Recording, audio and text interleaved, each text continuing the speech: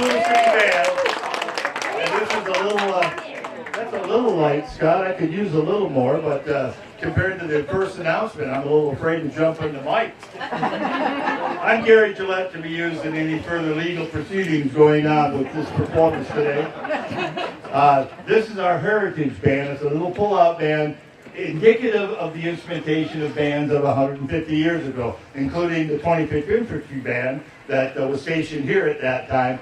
The instrumentation was given by the Army, and we do a little project every year. We pretend to rehearse for about 45 minutes. And then play repertoire with the instrumentation and many of the instruments that were in use 150 years ago. There have been improvements, and we decided to ignore them. Today is all about Custer's last band. All right? Not the stand, certainly not Mr. Custer, but about his last band. And the fact is that for the lack of horses, the band lived. More on that in a bit. Here is the quintessential tune they played to make the wives cry when they left the facility. Here's The Girl I Left Behind. Oh, look at it. We've got them all ready. One and two, and here you are.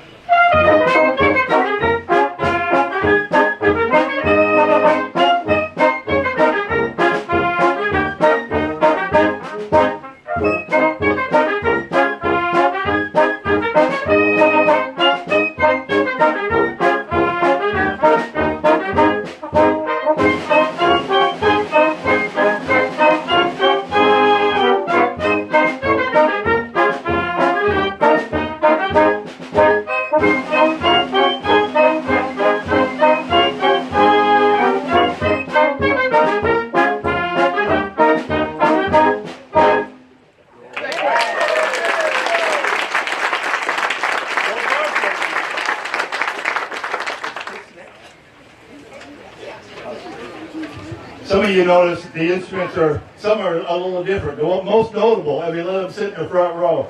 The horn players, which somehow got misnomered. The French never had anything to do with the production of the horn. They just got credit for it, as in many things the French do. Their predecessor was this little E-flat alto horn. All right, this cuter neck, we call them an alto tuba for Tuba Christmas sake. All right, along with the soprano tubas over here, and then the tenor tubas right there, or the real freaking thing. It's a tuba family, and much in Europe still plays brass band literature. This is kind of like a brass band, but we've also got woodwinds. They were wise enough to put some woodwinds in, except for the sax. So this little peckhorn is keyed in E-flat. Basically, brass bands are, so if you're a brass player, you can play on any of the instruments. That's why they did it that way. And the music was transposed, so if you had too many trumpet players, which is just hard to imagine, we could take them and put them on this, or we could put them on tuba. It was very convertible that way.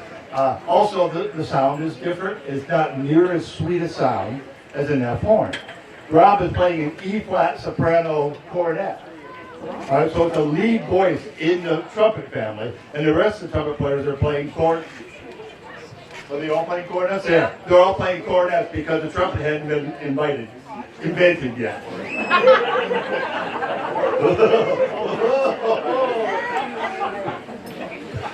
Also, at this time, the band director of Custer's, his last band director, Felix Ventura, who was hanging out and had a band and was teaching private lessons in Yankton, South Dakota, when Custer was moved with the 7th Infantry from south up to Bismarck, North Dakota. When they stopped in Yankton, they had a reception for him in Yankton, and Custer stole the band director. Because the other one quit because he had enough sense. And this band director, I say the name of Felix Ventura. I hope some of you old farts recognize that name. You football folks? Oh, I'm so proud.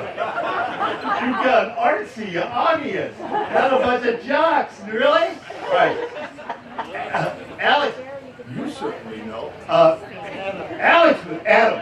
Sorry, there you go. Oh, look at band guys got it. Oh my God. Adam Vinatieri, who was the place kicker for the team that Tom Brady won. Patriots. There we go. Whatever that is. The key word here was Tom Brady. Okay.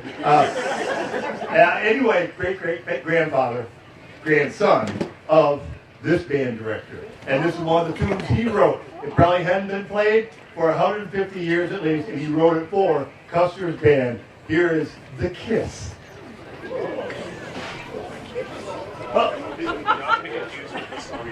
Waltz. Okay, kids. Repeats are even good on the key. 1, 2, 3, here we go.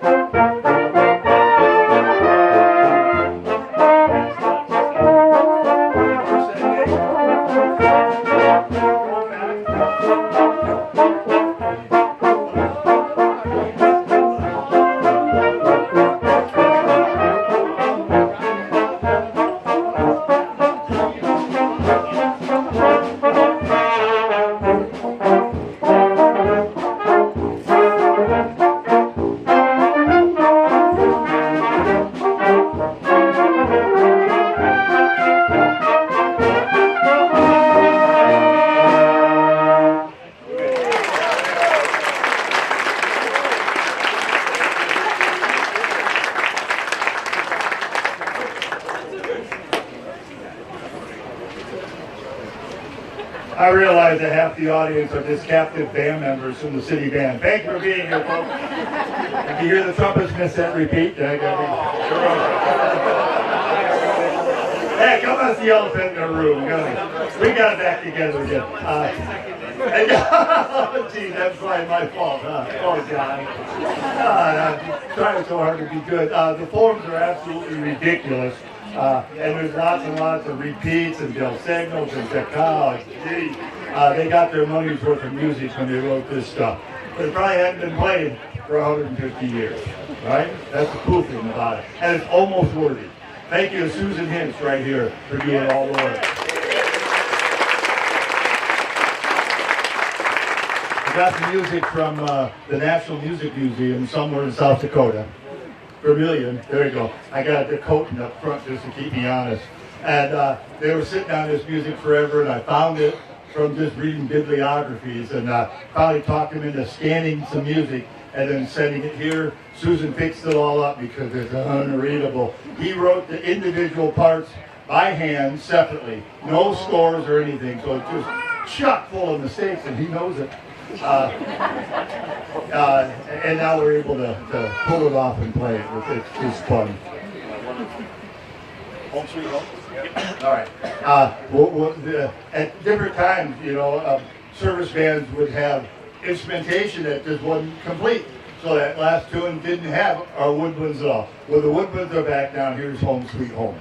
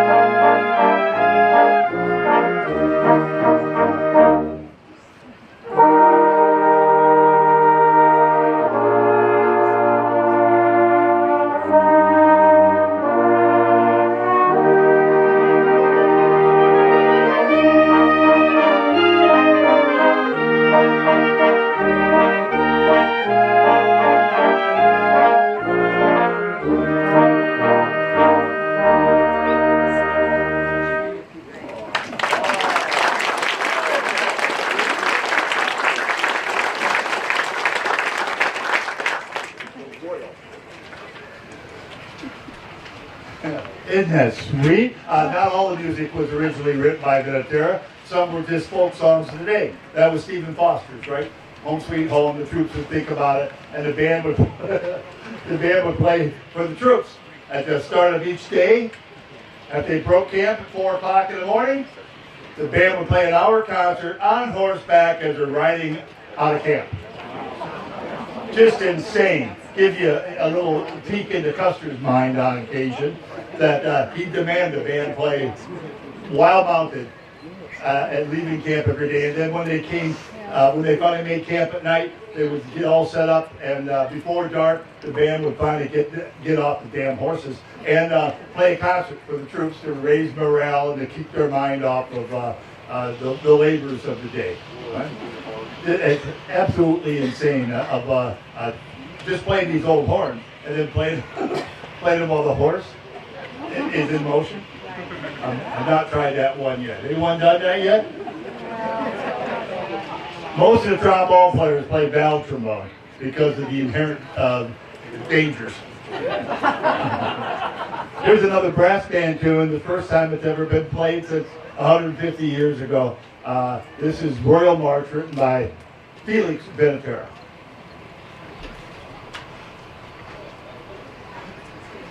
This repeats, no DS. I shouldn't have to screw this one up. In theory, I'll just give you 1, 2.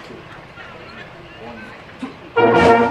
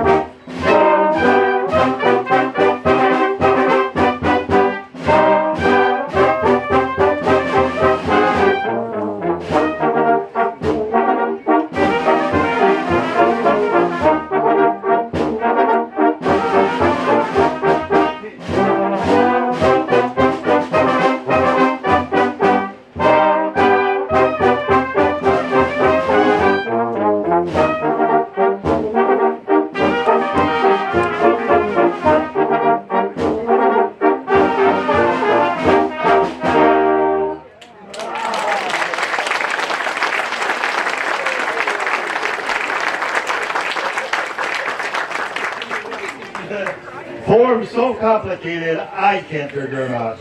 That cue was wrong on my part. I had to read my son's lips to find out what we really were. Thank you, Kyle. But you heard, if you were suspect there just for a little bit, like, ooh, that's interesting writing. That's because I made the wrong call. And I owned it. I'm sorry. About 100 years ago, there have been various band directors that show up over in Dakota, and they tried to market some of Vinatera's music without much success. They even thought they'd rename this one, because it was called a Quick Step, and then it was called a Two-Step, and then they called it G.I. Joe, hoping to sell some copies. That didn't work either, okay? Didn't work. So it's got a number of different names to it. It's just a sweet old tune written by Felix Vinatera. And I think that we invite the Woodwoods back in on this one? No, it's a brass band thing. Here we go. Play this one I've written. Yeah.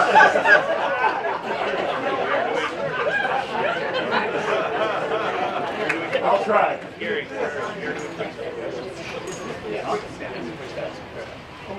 We good? Oh, do a quick step. Yeah, fat guy doing a quick step. There you go. Easy for him with the TC.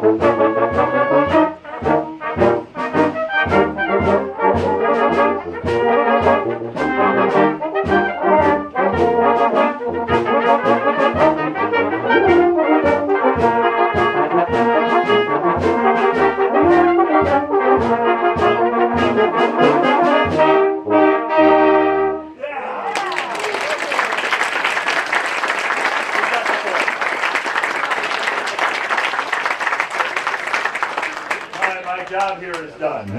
We got the form right that time.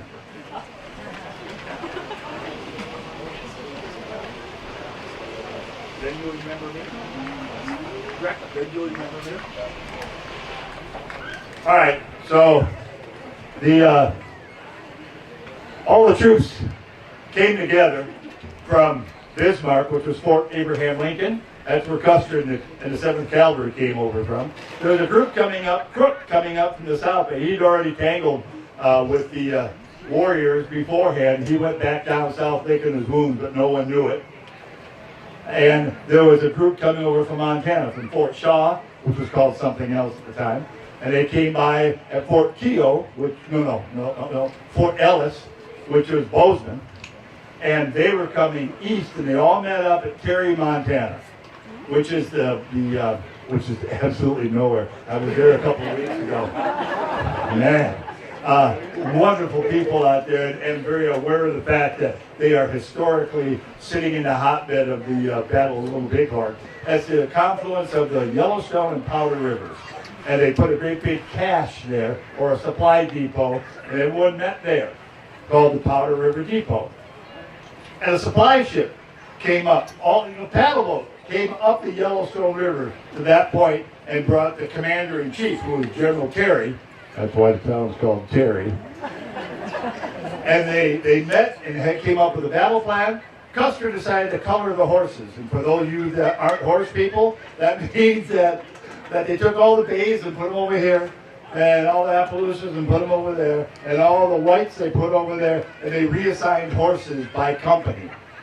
Now it made sense because then on top, the commanding officer could look out over the field of battle and direct via messenger these troops that do different military tactics, right? All the troopers hated it because all the horses got taken away. Did I forget to turn my freaking phone on? And so they hated it. Here they are on a strange horse after having trained their own horse. So what? The good thing came about is that they also had to follow Army rules, cavalry rules, that they had to have 50% replacement horses for all the cavalry folks, because the horses would get shot out from underneath the cavalry because they're a bigger target. So when they did all the math, there weren't enough horses to bring the band. And Custer was mad. General Terry overruled him. The band stood at the shore of the Powder River Depot on May 17th, June 17th, a week before the battle, and played for the band, for the troops as they marched off into infantry. The band survived for lack of horses.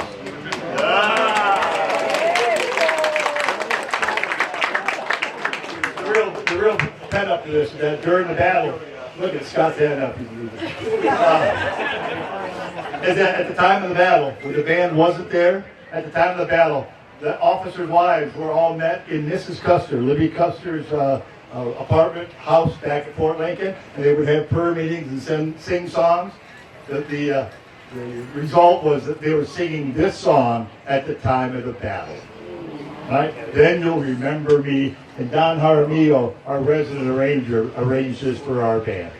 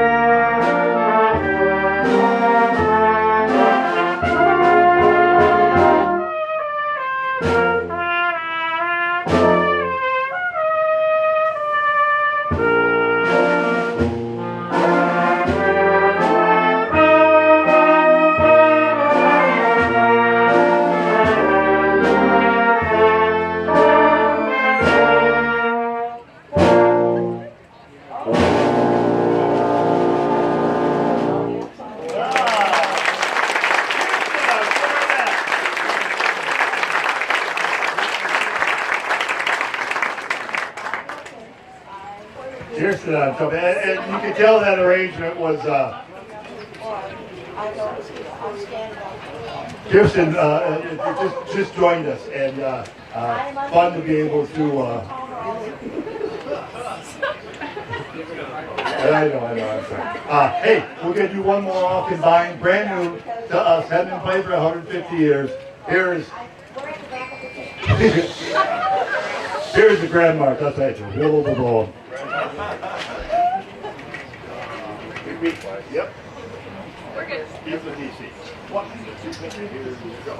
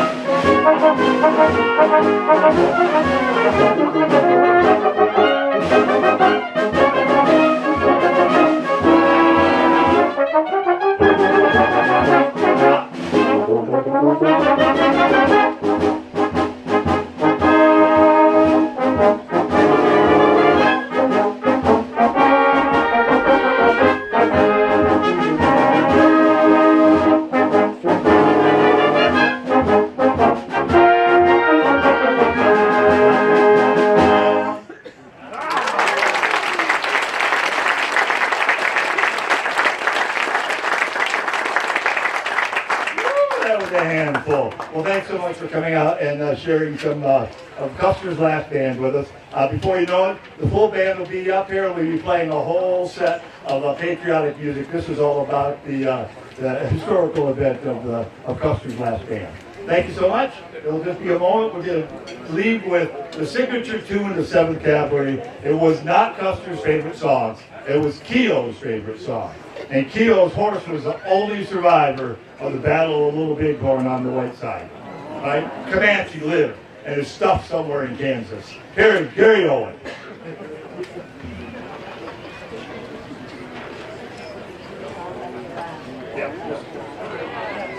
There you go. The beats are good, but this is first half.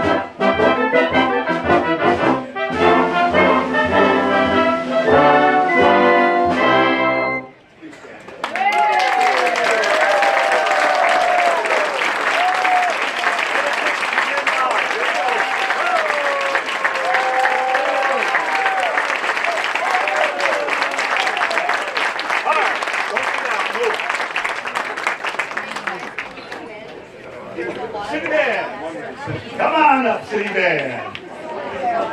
Okay, kids. Hey, welcome. We're the Missoula City Band. We got a patriotic program for you. Hope you enjoy it. And we're going to start off unusually, but with a sing-along. So get your chords ready.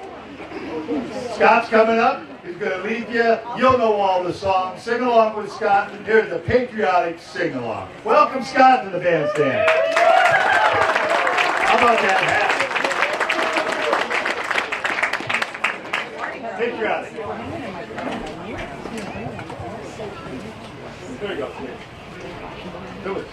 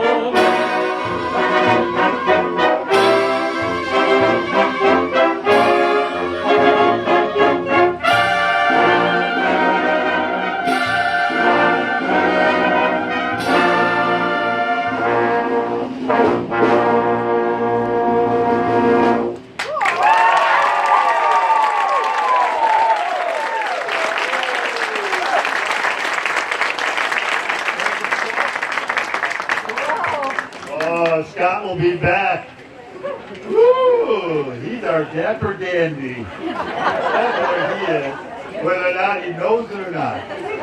Here's a great old piece, sir, from the Revolutionary War. The American Patrol, and even Glenn Miller, the famous melody. We've all taken it and used it in different times. Let me point out our biggest patriotic deal going on here. No, not the biggest. In my mind, it is. This huge tuba you see in the back. Yeah. That's right. That is George Washington's tuba.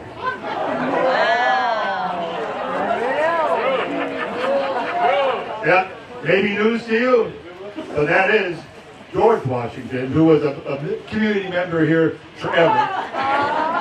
Hold on, it gets better. He never owned it until I walked into his house. There's a great big portrait of the president sitting in his foyer. And I looked at George and I looked at the painting. He went, indeed, a direct descendant of George Washington, our founder. And George lives over in Spokane. Now I got a hold of his tuba, and Kyle, my son, is playing it. We've got George Washington's tuba in the band.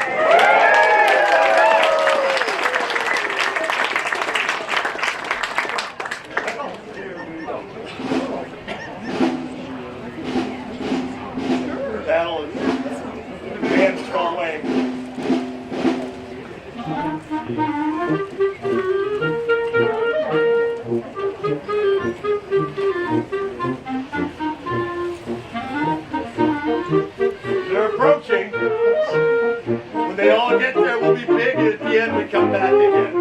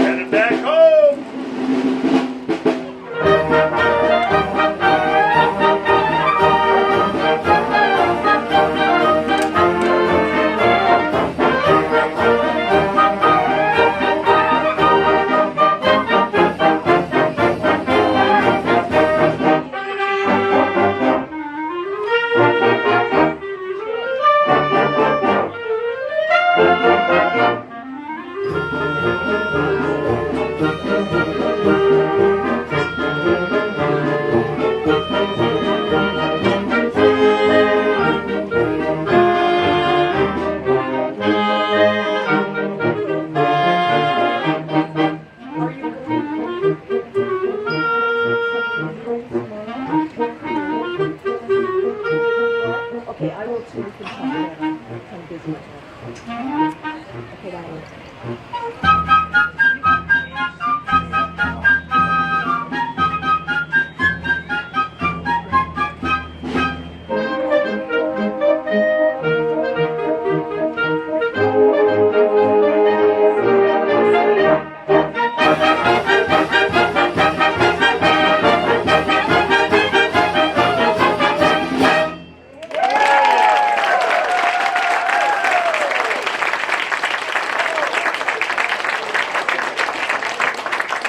Come on up, Scott. A special thank you.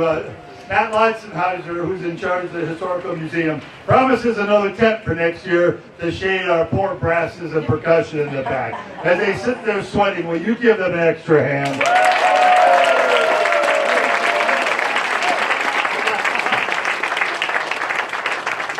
Yeah, it's not 85 yet, but it feels like it back there. Hey, please, if you're serving, have served, know someone serving, please rise and let us thank you for your service as we play the Armed Forces Salute and give them a hand. You're welcome to sing along. Here's Scott back to the mic. Oh, the family is applauded yet.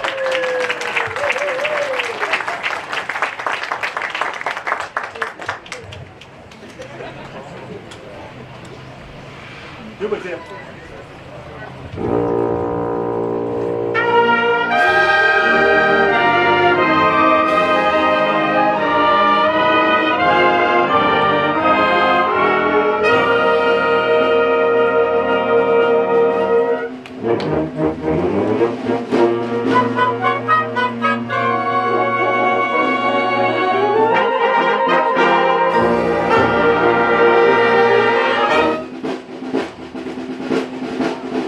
First to fight for the right and to build the nation's might.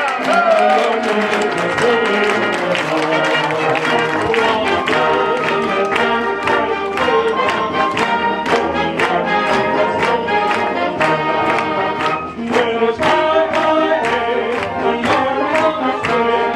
Come on, my friends, on the swing.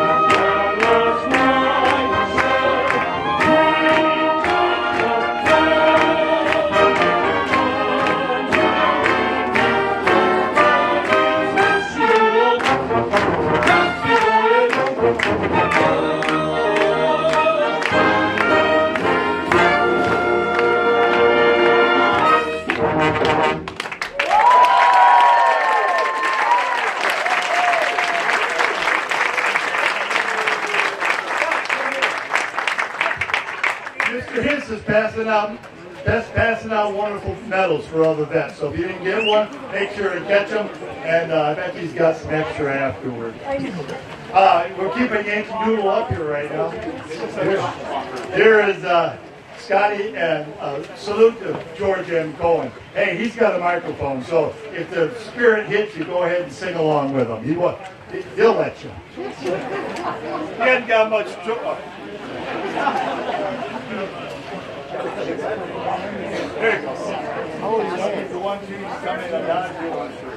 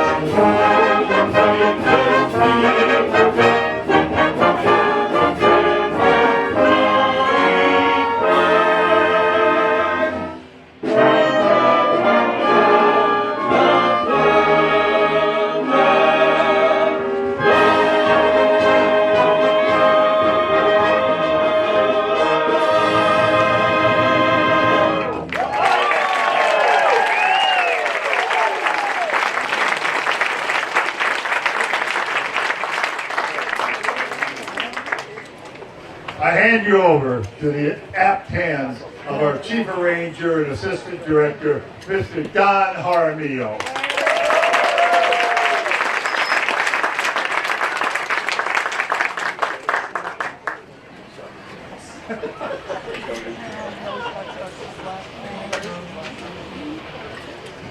Good afternoon, everyone. Is it afternoon? Oh, it's still morning. I'm Don Jaramillo. I'm filling in for Gary as he is off to another event. The man is busy. So the next piece we're going to do is about the Gold Bug March. It was written in 1975 by Centennial. So this was a series of music that J.C. Penney's put out. J.C. Penney's put out music and sent it free of charge to all public institutions, all school bands. And of course, Gary still has access to a piece that was written back in 1975. So enjoy this wonderful march, the Gold Bug.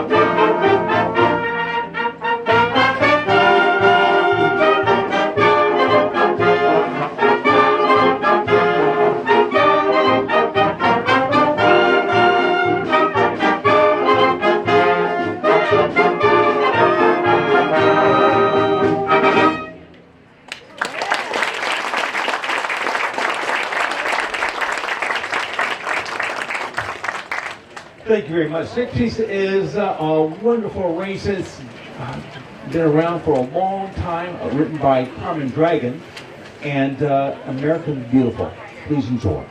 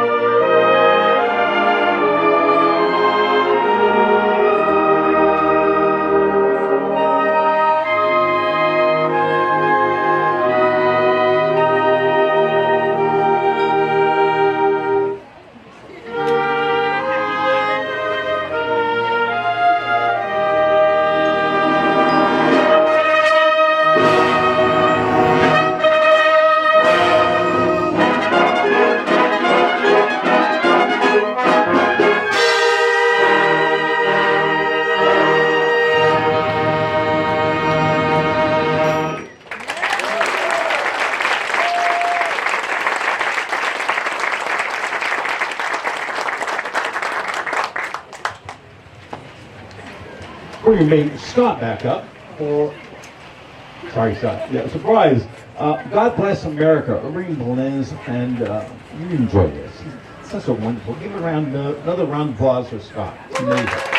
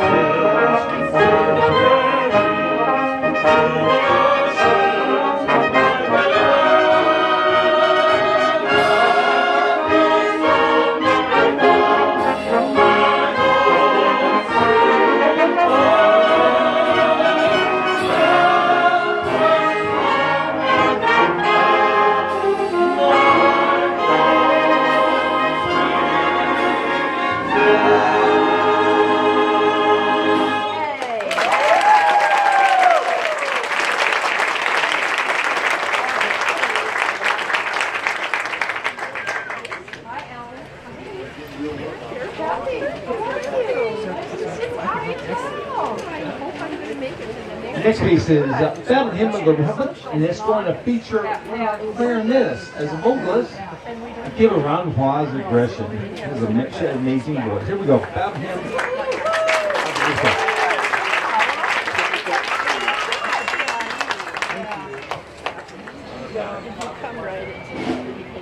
Yeah, we saw the beginning.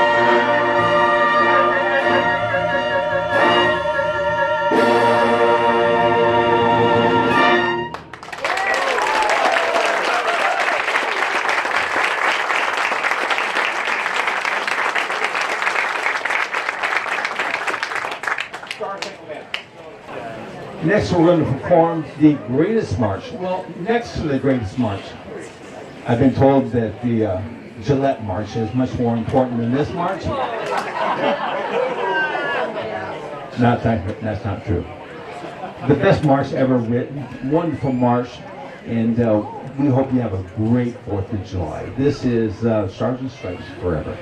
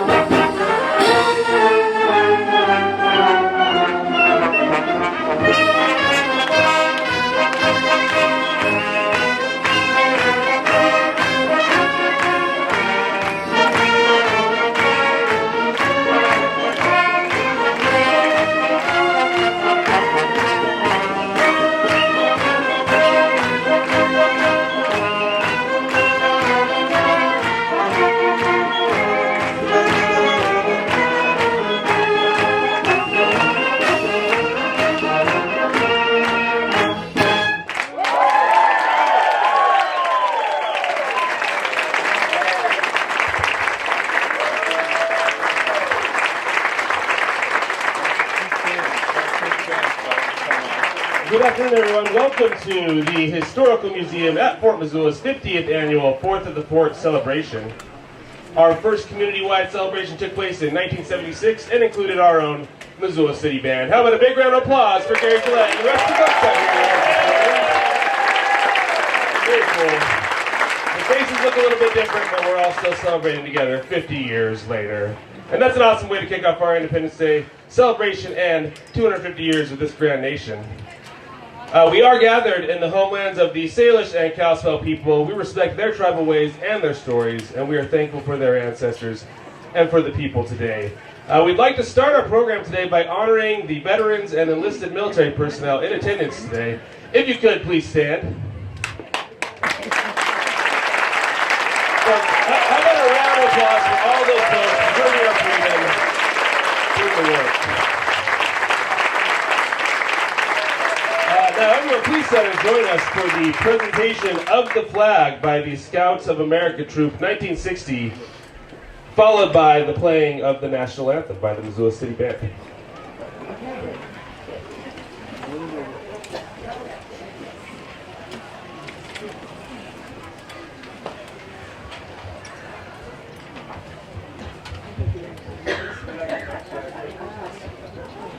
Color guard, attention. Color guard, forward march.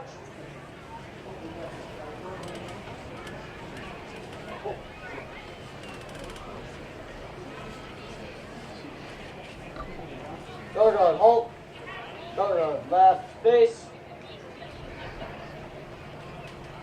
Present the colors.